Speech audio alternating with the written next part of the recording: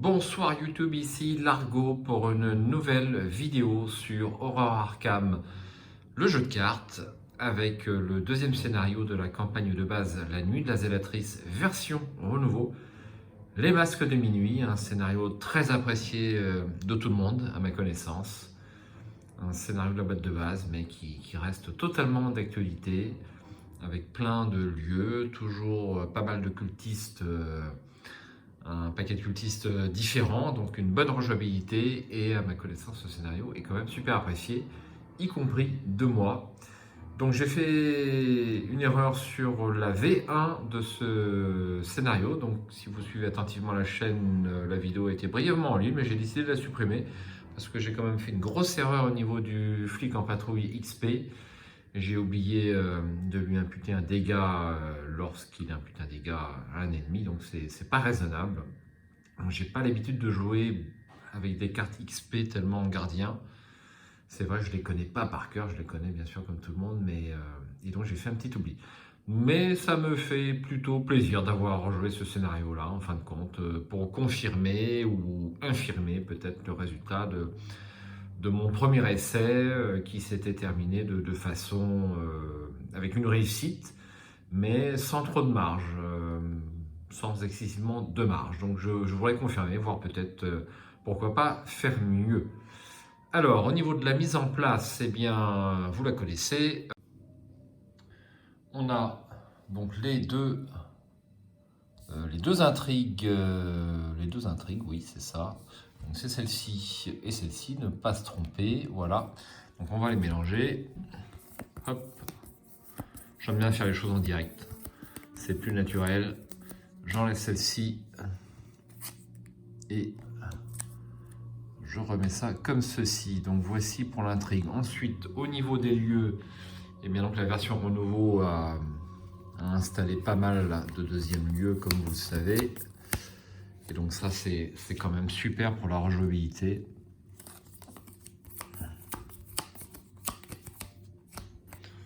Hop, c'est assez rapide à faire.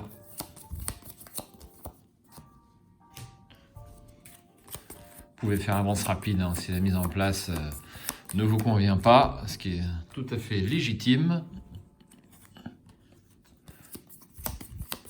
Le centre-ville. Et pour finir, le quartier nord. Voici pour les lieux. Nous avons ensuite ici, donc vous pouvez voir un magnifique nouveau porte-ennemi issu des usines de production de Michael. Donc c'est un porte-ennemi dédié aux ennemis chasseurs ou ennemis ayant un effet à la phase des ennemis, voire la phase de mythe, pourquoi pas, ça peut arriver, de façon à s'en souvenir. Donc là, ça ressort bien sur le plateau de jeu. On a fait un essai, ma foi, c'est une réussite. Hein, donc c'est un petit plus. Hein. Et puis bon, c'est assez joli, ça ressort bien. Alors, nous avons notre deck cultiste. Donc j'ai 1, 2, 3, 4, 5, 6, 7, 8. Donc je veux bien ça, je vais en retirer 3. 1, 2 et 3. Voilà, je les retire du jeu. Et j'ai mon paquet de cultistes. Le deck rencontre a été mélangé. Un petit rappel sur la grille. Donc je suis bien en version standard. Bon, personnellement, j'estime que jouer en solo en standard, c'est comme jouer en difficile en multi. Bon, c'est un avis personnel. À confirmer ou à infirmer. Enfin, en solo, c'est quand même forcément plus difficile qu'avec deux investigateurs. La preuve, l'essentiel des parties sur Internet, enfin beaucoup de parties sur Internet sont faites en solo, donc un seul joueur mais qui joue deux investigateurs. Hein, donc on a là la nouvelle chaîne Arantel qui a adopté ce mode de jeu. Bon, personnellement, je ne suis pas fan. Hein, je trouve que ça nuit à l'immersion d'avoir deux personnages. Donc moi, je ne joue pas Léo, je suis Léo. Donc c'est pour ça que je ne joue jamais en solo, ça ne m'intéresse malheureusement assez peu. Hein. Donc, si on veut équilibrer le jeu effectivement, en standard ou en difficile, c'est presque indispensable, on est bien d'accord là-dessus. Hein. La zélatrice, c'est jouable en solo. Pour les autres campagnes, je demande à voir une démonstration d'une version renouveau réussie en solo, c'est quand même pas facile. C'est quand même difficile. Alors, au niveau de la mise en place, je crois qu'on a terminé. Je vais prendre mes 5 ressources. 1, 2, 3, 4 et 5. Et je vais procéder au tirage de mes cartes après avoir mélangé une dernière fois.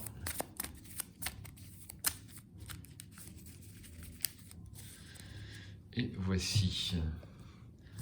Donc là, on a la carte charisme issue de l'event parisien du mois de novembre, hein, qui est quand même beaucoup plus jolie que l'homme au cigare officiel.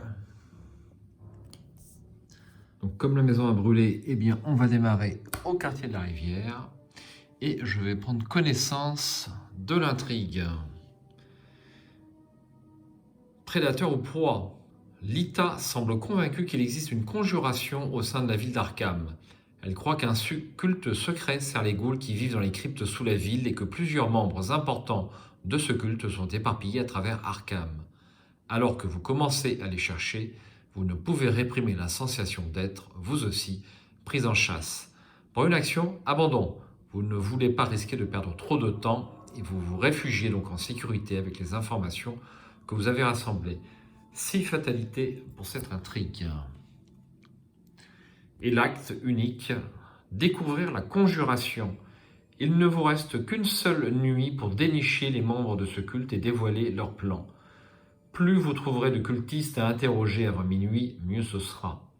Pour une action, collectivement, les investigateurs dépensent 2 indices par investigateur. Piochez la carte du dessus du deck cultiste. Objectif, trouver autant d'ennemis uniques cultistes que possible et ajoutez-les à la pile de victoire. S'il y a 6 ennemis uniques cultistes dans la pile de victoire, ce que personnellement je n'ai jamais vu ni en solo ni en multi, avancez. Les 6 ne sont pas tous dans le deck cultiste. Alors on va prendre connaissance.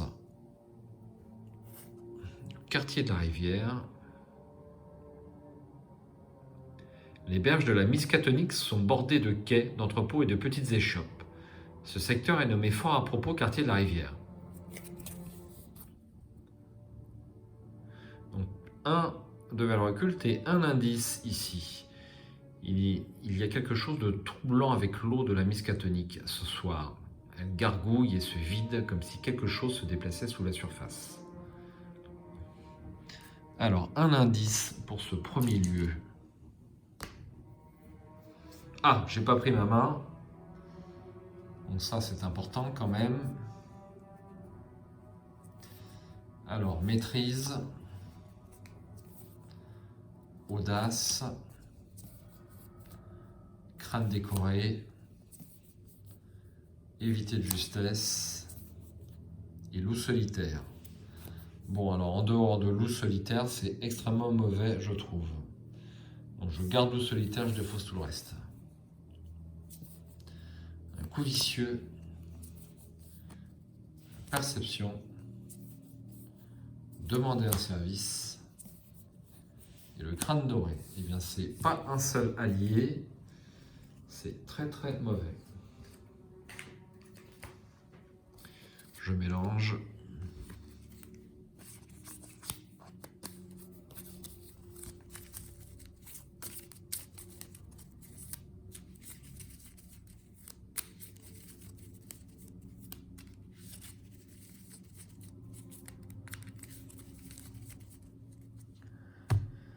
Et voilà.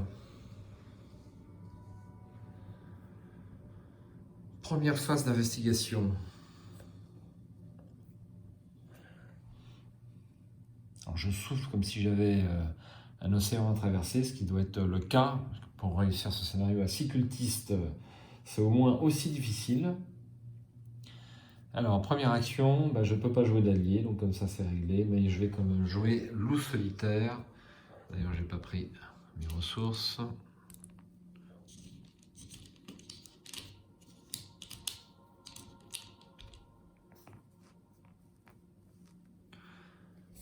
Allez, pour une ressource, je joue loup solitaire.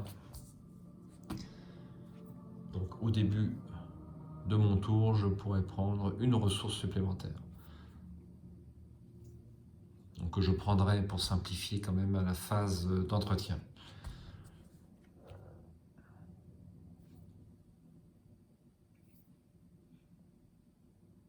Ensuite, donc ça c'était ma première action. Deuxième action, je vais enquêter. Donc je suis à 3 contre 1. Ça me paraît raisonnable.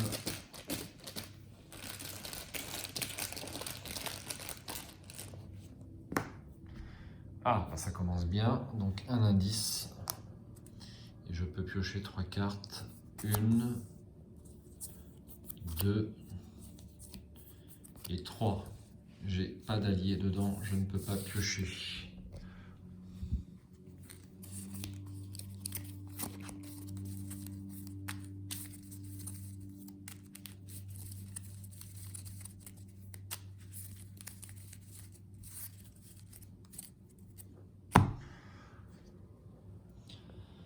Ensuite, deuxième action.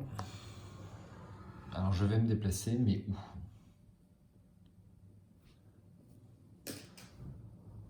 Allez, quartier Est. Le quartier Est, situé sur la rive nord de la Miskatonic, regroupe les habitations des classes populaires, le poste de police et des restaurants populaires comme celui de Velma.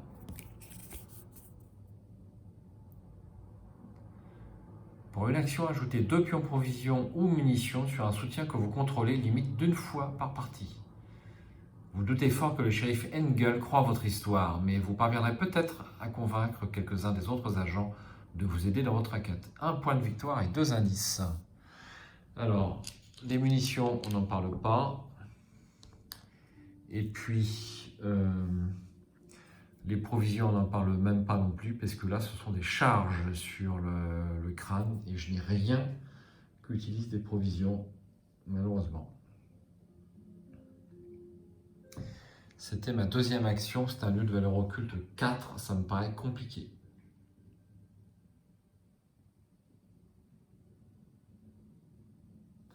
Ça me paraît bien trop difficile, à moins d'avoir un scène de crime ou un preuve. Ça me paraît délicat. Allez, je me déplace sur le centre-ville. Troisième et dernière action. Le centre-ville d'Arkham est occupé par les bâtiments officiels dont l'hôtel de ville, la première banque d'Arkham, le square de l'Indépendance et l'asile d'Arkham. C'est le quartier le plus animé de la ville. 3 de valeur occulte et 1 indice. Pour une action, gagner 3 ressources, limite d'une fois par partie. On appelle ça un emprunt entre guillemets. Alors, un indice là-bas. C'était ma dernière action. Je n'ai pas d'ennemis en jeu. Je tire. Éviter de justesse. Et 2 ressources grâce à loup solitaire.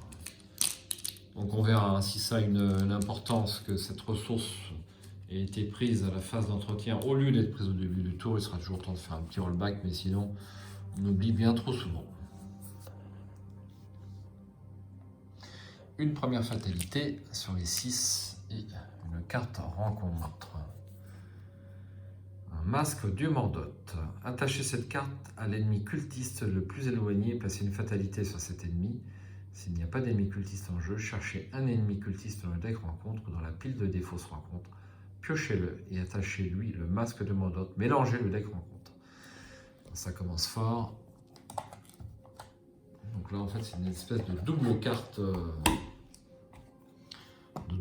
cultiste quand même. Alors, qu'est-ce qu'on a comme cultiste là-dedans? Hop, donc ça c'est un cultiste, mais il paraît un peu méchant. Donc on a les disciples du dévoreur.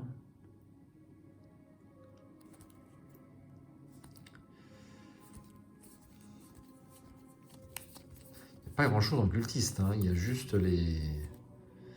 J'ai le choix entre le disciple du dévoreur ou le gros là. Donc Porteur de cadavre, ça m'intéresse pas, hein, je vais prendre ça. Hein.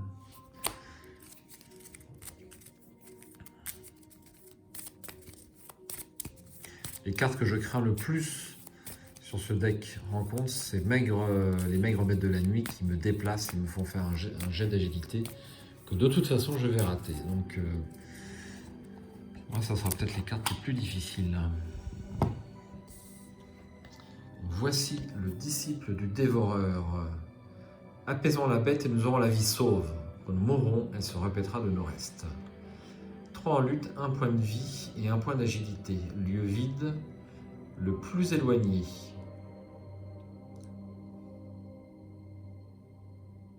Donc on le pioche, donc c'est son lieu de génération. Donc ça va être le lieu vide le plus éloigné. Je vais mettre une fatalité dessus, en plus de lui attacher le masque du Mordoth, qui va lui donner plus de vie et distant.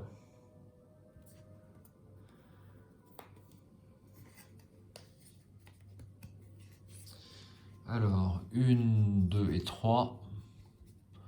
Vu le nez, ça va être l'hôpital. 1, 2, 3, ça pourrait être le cimetière. Ça pourrait être également le quartier sud. Eh bien, je vais le mettre sur l'hôpital.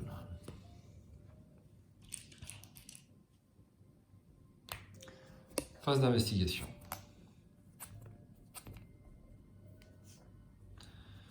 Alors,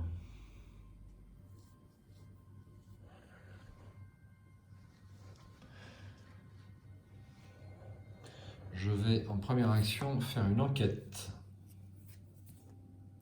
avec un perception, ce qui me donne 5 contre 3.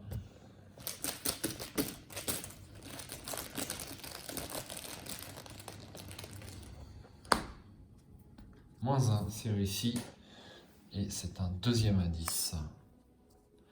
Deuxième action, je vais faire l'action de l'acte, c'est-à-dire dépenser 2 indices pour piocher la carte du dessus du deck cultiste.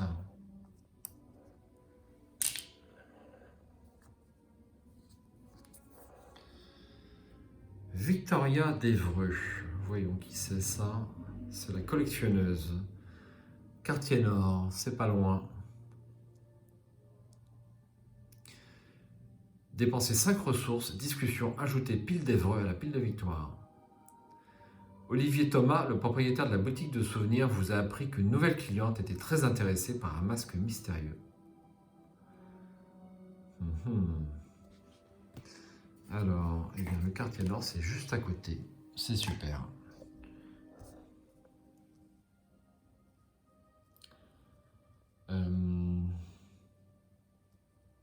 Troisième et dernière action. Ah, j'avais réussi avec un perception. Je tire une carte. Ça sera audace. Troisième et dernière action. Je pioche une carte. Alors, je tire que des cartes qui ne m'intéressent pas. Je n'ai pas tiré un seul allié.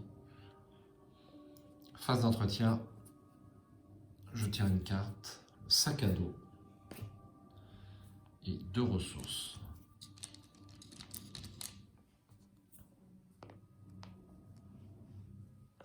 Une fatalité et une carte rencontre. Froid de la crypte. Effectuer un test de volonté à 4. C'est beaucoup 4. Je n'ai pas un seul icône de volonté, c'est réglé. Donc ça sera 4 contre 4.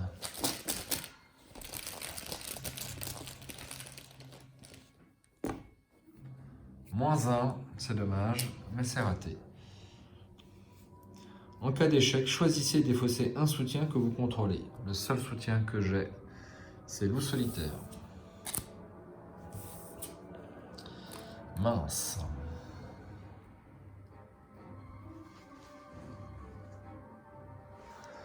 Phase d'investigation. Pour une action, je me déplace sur le quartier nord, je prends connaissance du lieu avant toute chose. Le quartier nord est une zone commerçante qui comporte de nombreux bureaux et usines ainsi que la gare. Aïe, enfin aïe. 3 de valeur occulte, 2 indices. Dépenser 5 ressources, gagner 2 indices depuis la réserve de pions. Limite collective d'une fois par partie. Bon. Alors, 2 indices. C'était ma première action. Deuxième action, eh bien, je vais discuter avec cette dame.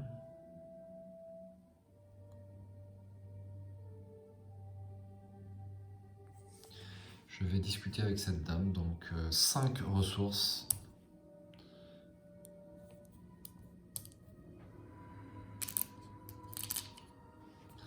Et je l'ajoute à la pile de victoire. Deuxième action.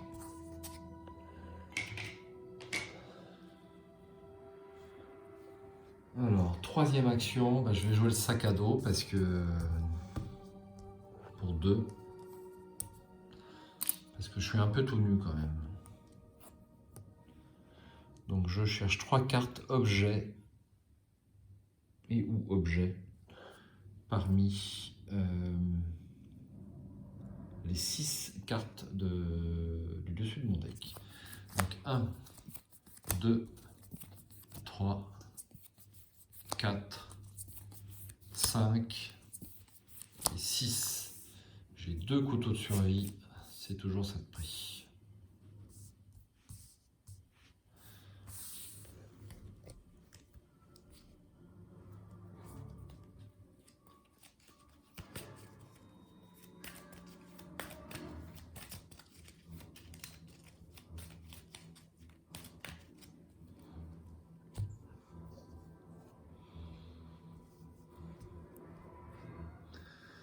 Ensuite, phase des ennemis, il n'y en a pas. Phase d'entretien.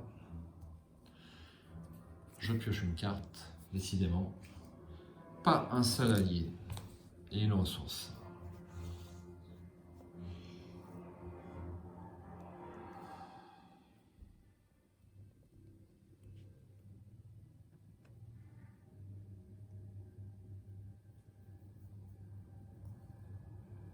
Alors, j'étais en train de réfléchir sur demander un service. Je me demande si je peux la jouer si je n'ai pas de soutien allié que je contrôle. Je pense que non, mais j'ai un léger doute. Bon, c'est pas très important. Alors,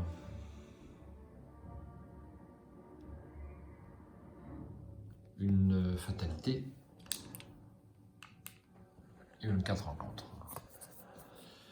Les horreurs masquées. Chaque investigateur avec au moins 2 indices subit 2 horreurs. Si aucune horreur n'est infligée par cet effet, placez une fatalité sur l'intrigue en cours. Cet effet peut faire avancer l'intrigue en cours. Donc je n'ai pas d'indice. Ça sera une fatalité. Et d'ores et déjà, ça avance au tour suivant.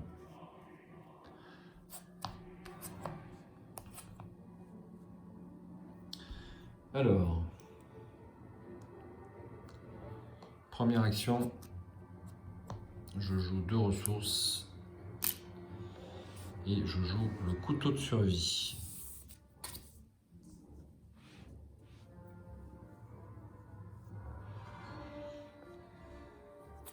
Deuxième action, je tire une carte. Ah, le flic en patrouille.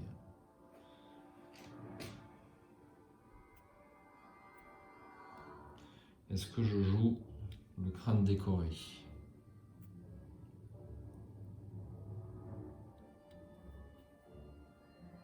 Allez, je joue le crâne décoré en troisième et dernière action. Pour 0.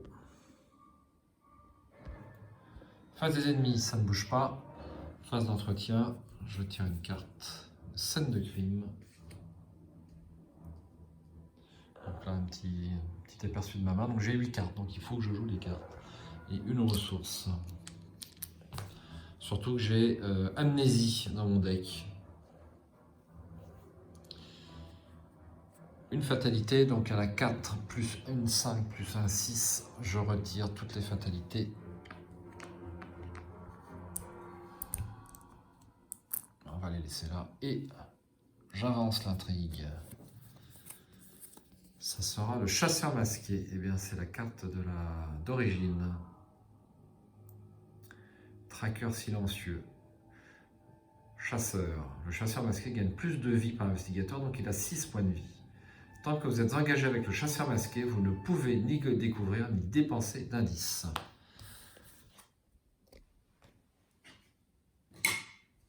Allez. Et une carte rencontre. Ombre chasseresse. Vous devez choisir une option, soit dépenser un indice, soit subir 2 dégâts. Eh bien, je vais subir 2 dégâts.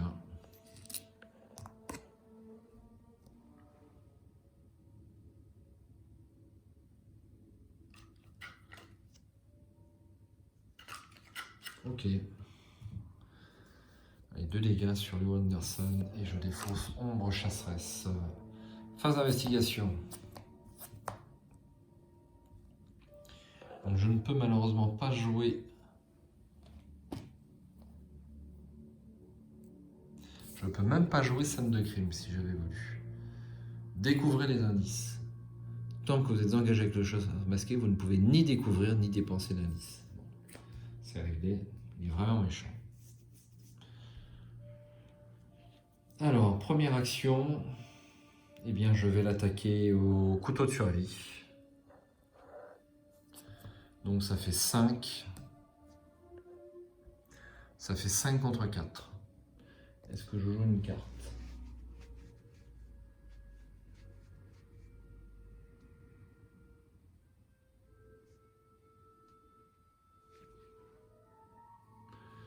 Je vais jouer un audace pour être sûr de ne pas me tromper. Je vais rien jouer du tout pour l'instant. 5 contre 4. De toute façon, il me faudra 2 tours pour l'avoir, c'est sûr. -2, c'est raté. Deuxième action, je recommence.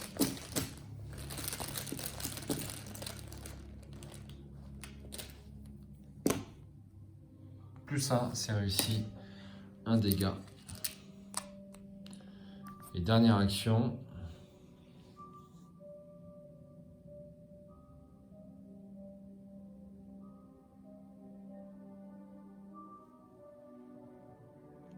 Dernière action.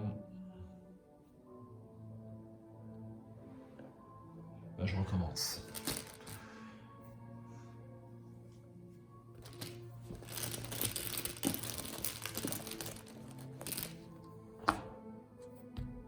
-4, c'est raté. Face des ennemis, il me fait 2 dégâts et une horreur. Une horreur et 2 dégâts. Par contre, je peux riposter avec le couteau de survie, donc à +2 et +1 dégâts. Donc je suis à 4, +2, 6, +1, 7 contre 4. Je vais m'arrêter là. 7 contre 4 pour 3 dégâts.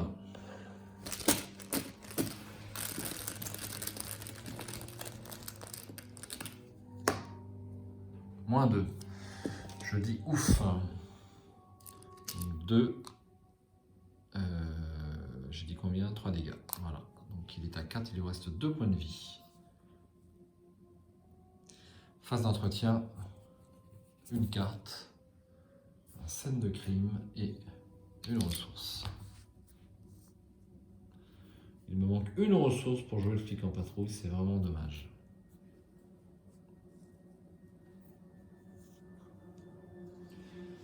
Ensuite,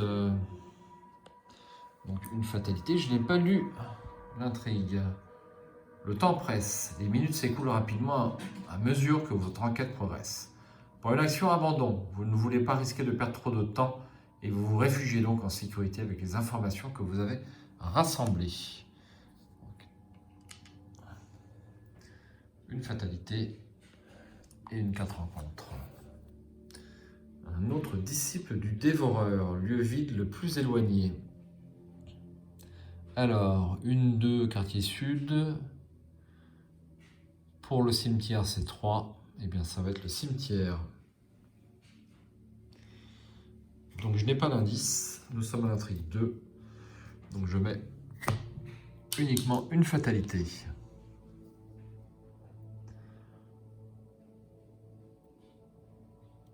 Ensuite, phase d'investigation.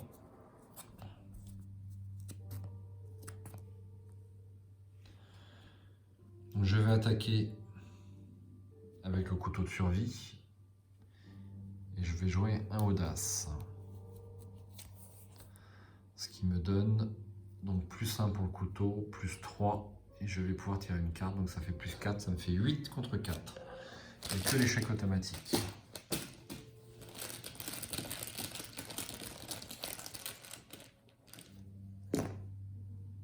Moins 1, c'est réussi, un 5e dégât et je tire une carte.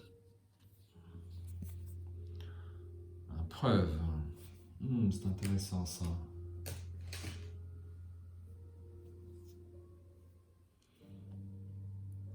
C'était ma première action. Deuxième action, je recommence. Donc je vais attaquer donc à 4 plus 1, 5, plus 1,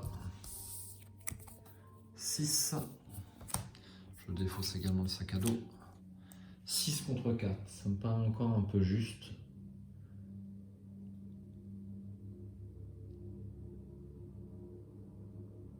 Allez, 6 contre 4.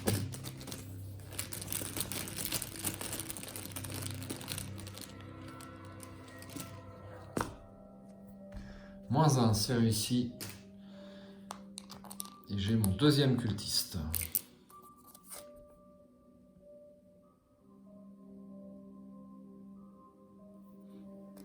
Hop. Je place une charge sur mon crâne doré.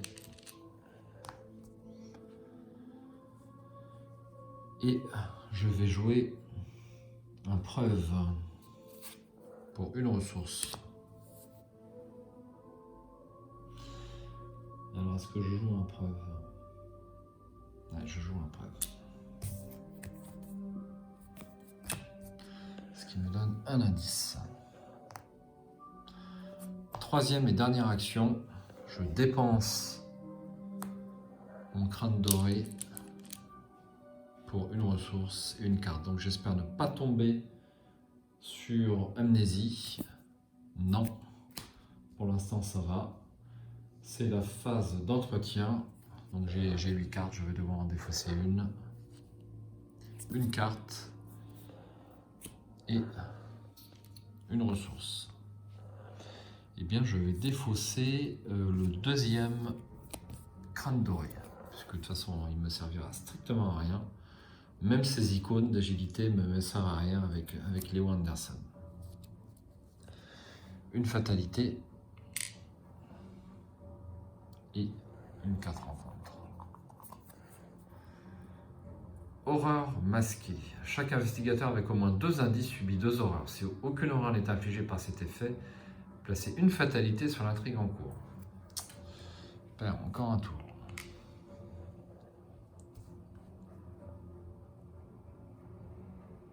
Nous sommes à 3 plus 1, 4. Phase d'investigation.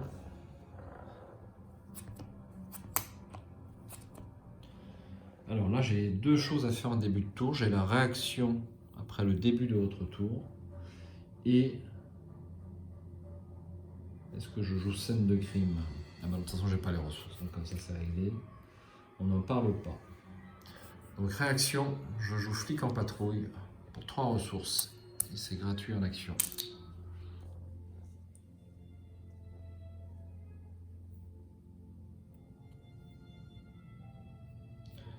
Ensuite, ben, je vais tenter d'enquêter, hein, c'est faisable quand même.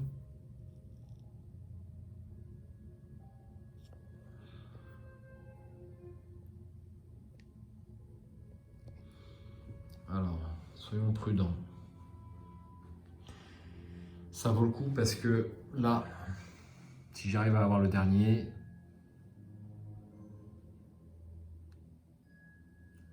eh bien, j'ai quand même un point de victoire. Donc ça vaut le coup.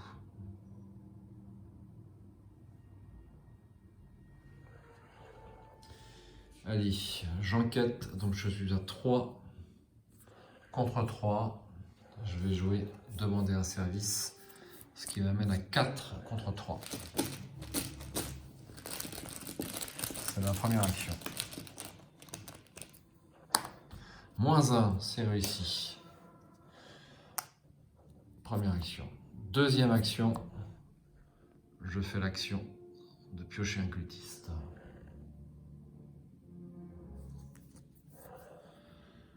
Drou, l'homme loup. Oula, il n'est pas facile celui-là.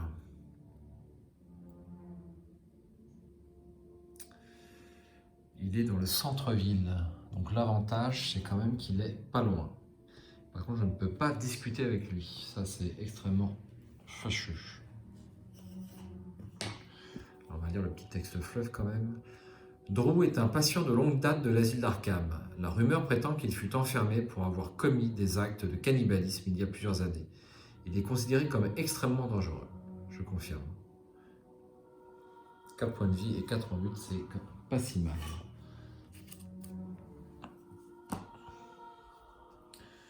Ensuite, il me reste une action.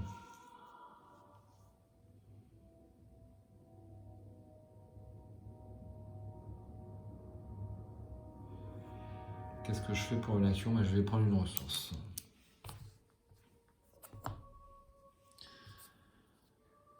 Ensuite, je tire une carte. Et bien voilà. Je la reniflais. Hein. Amnésie. Ah là là.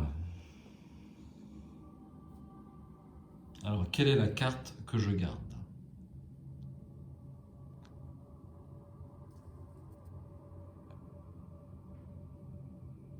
Est-ce que je garde le coup de poing américain?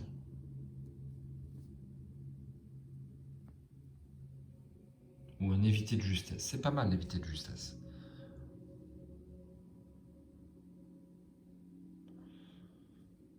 Choix cornélien. Scène de crime. Alors, scène de crime, dans ce scénario, il n'y a pas beaucoup d'ennemis qui popent sur votre lieu, ce qui fait que vous avez des difficultés importantes à démarrer votre tour dans un lieu avec un ennemi, en fait. Donc si je les garde, c'est pour les icônes.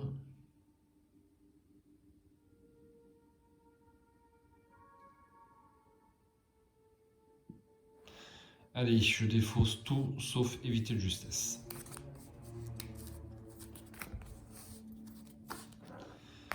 Et une ressource.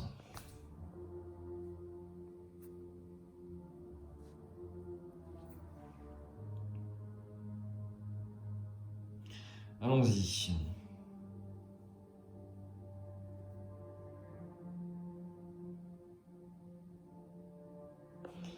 Alors, pour une action, je me déplace et je l'engage. D'ailleurs, on va remettre à 0. Alors, est-ce que j'ai pas oublié quelque chose? Oui, j'ai oublié la fatalité et la carte rencontre. Ça sera un brouillard couvrant. C'est pas du tout gênant. Il apparaît ici. Alors, revenons à nos moutons. Une action déplacement.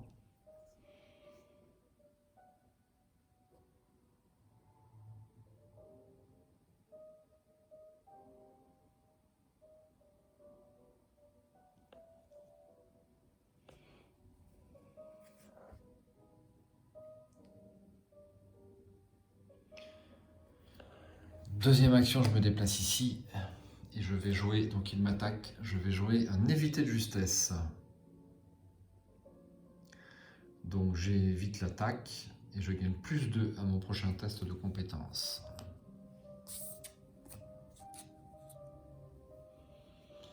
Troisième et dernière action, je l'attaque au couteau de survie.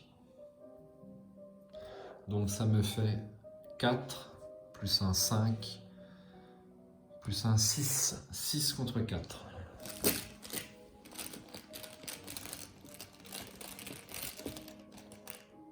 Ah, ça n'a aucun intérêt. Si, quand même. Allez, 6 contre 4.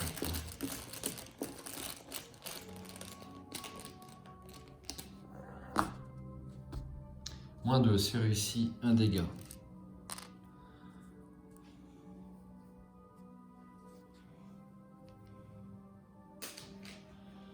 Ensuite, face des ennemis, donc il m'attaque, et bien sûr, il soigne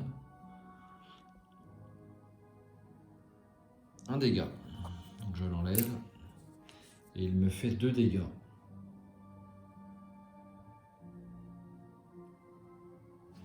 Et auparavant, je vais incliner le flic en patrouille pour lui faire un dégât. On va pas être bête.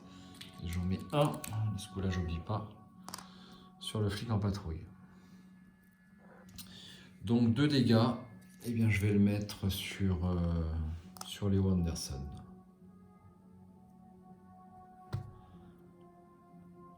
Réaction du couteau de survie, donc je fais une attaque à +2 et 2 dégâts. Donc ce qui me donne un total de 4, plus 1, 5, plus 2, 7, contre 4. Pour 2 dégâts. Ça serait bien réussi, hein, je dois l'avouer.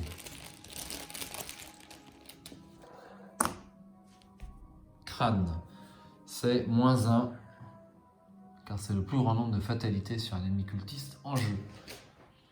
Donc 2 dégâts.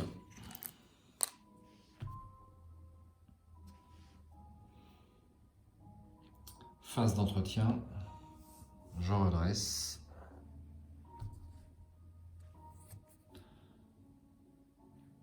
Je tire une carte, demander un service et une ressource. Une fatalité. Donc nous sommes à 5, 6. Ouais, ça va être compliqué.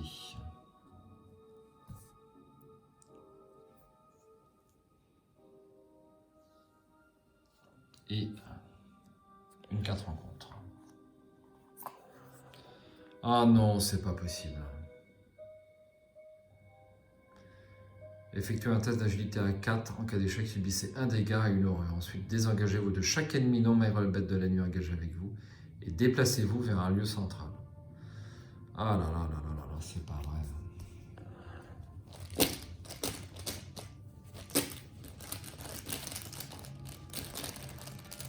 J'ai aucune chance de le réussir, il faut bien le dire.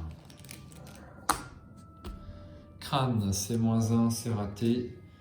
Je subis un dégât et une horreur, un dégât et une horreur. Et je me déplace ici. Drou, l'homme loup, reste là-bas.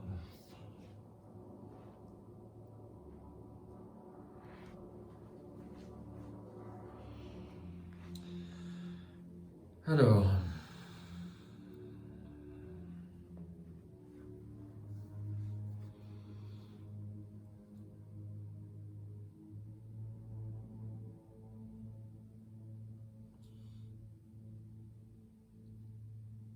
phase d'investigation, j'ai pris un petit temps de réflexion.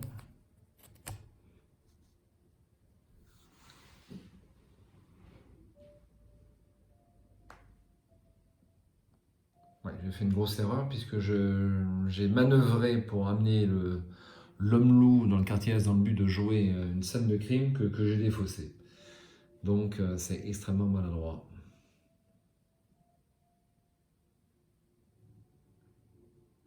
Donc nous sommes à 5, 6 fatalités. Je peux éventuellement me permettre d'attendre le prochain tour, mais il y a un risque. Il y a un risque.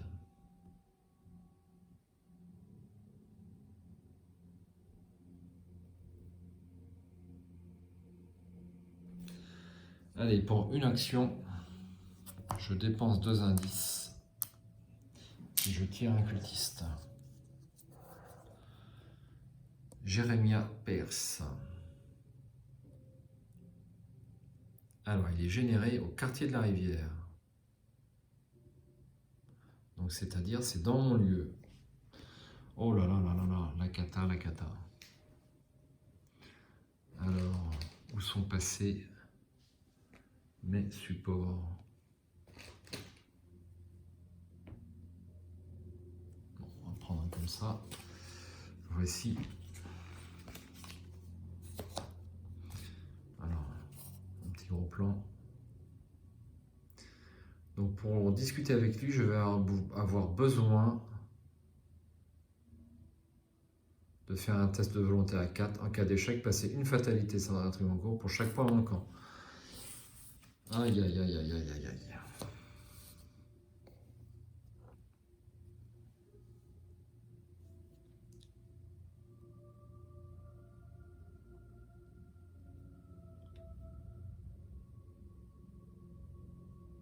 Je sais ce que je vais faire.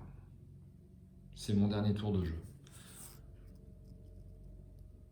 Donc j'ai fait une action. Deuxième action, je discute avec lui. Je le mets donc dans la pile de victoire et je fais un test de volonté à 4. 4 contre 4.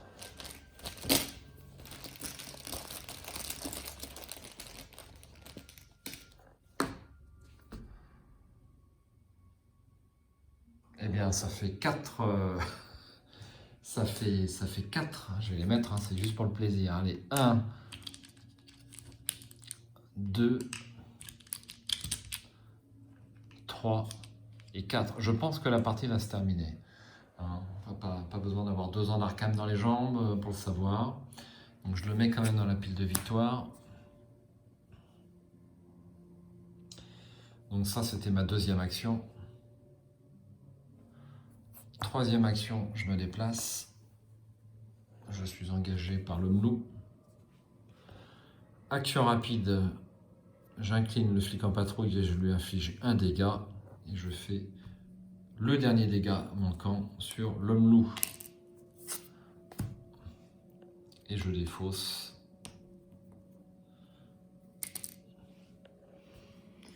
Alors, j'aurais dû mettre des charges sur le crâne décoré, mais ça n'a plus d'importance. Par contre, je n'ai plus d'action pour abandonner, mais tant pis. Je préfère faire comme ça et avoir 4 cultistes, ce qui est quand même pas si mal.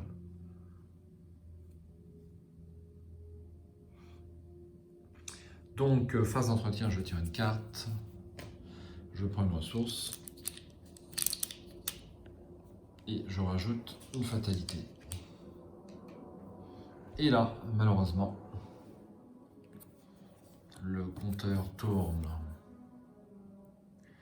12 tintements de cloches résonnent à travers les rues. Il est minuit.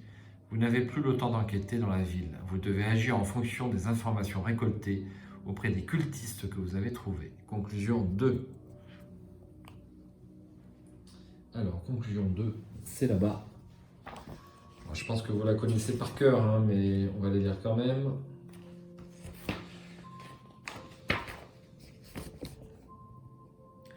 Les 12 coups de minuit sonnent, le temps est écoulé. Le rituel du culte va bientôt commencer. Vous avez réussi à obtenir quelques informations utiles à propos du culte et de ses plans. Vous ne pouvez qu'espérer que ce sera suffisant.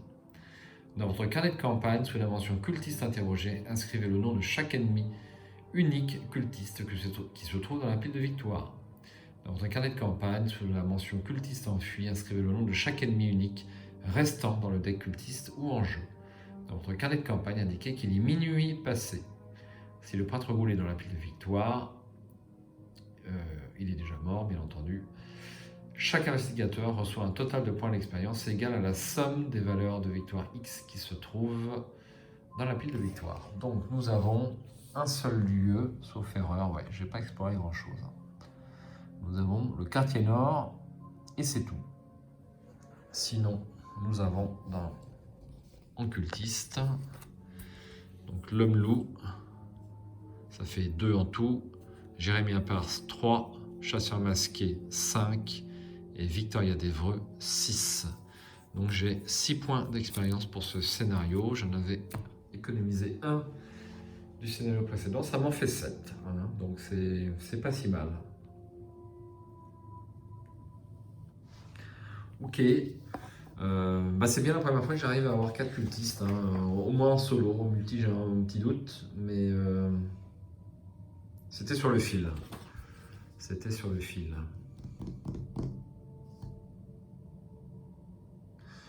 Très bon scénario, hein. Franchement c'est toujours aussi sympa à jouer. Moi je l'apprécie beaucoup. Donc eh bien on va démarrer le scénario suivant avec combien de fatalités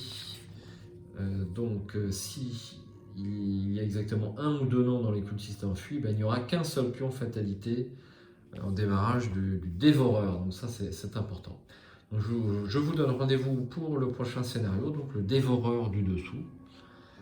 Un scénario super difficile quand même. C'est pour moi le troisième scénario de la boîte de base et l'un des scénarios les plus difficiles. Donc je ne sais pas s'ils ont fait exprès ou pas pour, on va dire, pour pousser le joueur à acquérir d'autres cartes et à continuer dans le jeu par esprit de défi, mais le troisième scénario, le dévoreur du dessus, est quand même super dur.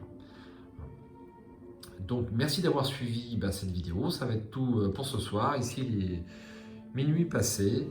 Je vous donne rendez-vous pour donc le prochain scénario sur Arkham TV et le monde ludique. N'hésitez pas comme d'habitude à signaler les misplays. En tout cas, j'ai fait attention aux flics en patrouille, puisque c'est ce que j'avais oublié lors de mon premier essai. Et puis, à bientôt pour ce jeu fantastique, merveilleux. Les adjectifs me manquent. Horror Arkham.